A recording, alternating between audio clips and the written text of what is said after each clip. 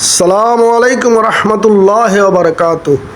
আউযু বিল্লাহি মিনাশ শাইতানির রাজিম। বিসমিল্লাহির রহমানির রহিম।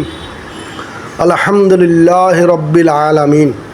যাবতীয় সকল প্রশংসা একমাত্র আল্লাহ রাব্বুল আলামিনের জন্য, যিনি প্রবাসী ভাইদেরকে হয়রানির হাত থেকে মুক্ত করেছেন।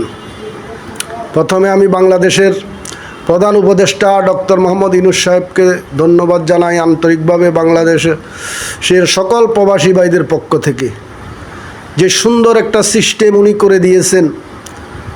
আগে যেখানে ঘন্টার পর ঘন্টা এয়ারপোর্টে এসে লাইনে দাঁড়াই থাকতে হতো, এখন সেটা আর নাই।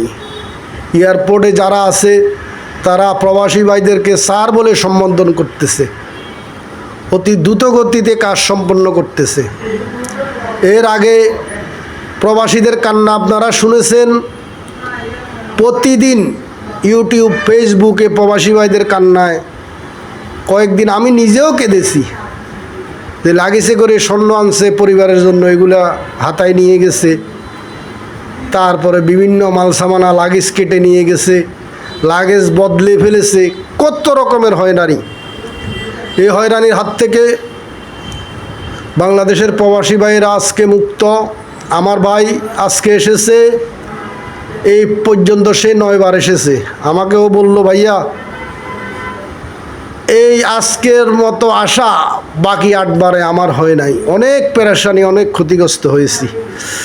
তাই আপনারা সবাই বাংলাদেশের প্রধান উপদেষ্টা জনাব ডক্টর ইউনূস সাহেবের জন্য দোয়া করবেন। সকল প্রবাসী ভাইয়েরা আমরাও দোয়া করি বাংলাদেশের জনগণ, যাতে করে আজকে উনি যেভাবে প্রবাসী ভাইদের দুঃখ দুর্দশা দূর করে দিছেন, বাংলাদেশ এয়ারপোর্ট থেকে ঝামেলা মুক্ত করে দিছেন, বাংলাদেশের প্রত্যেকটা সেক্টরে যেন উনি এভাবে কাজ করেন, এই আশাবাদ ব্যক্ত রেখে আজকের মতো ভিডিও এখানে শেষ করলাম।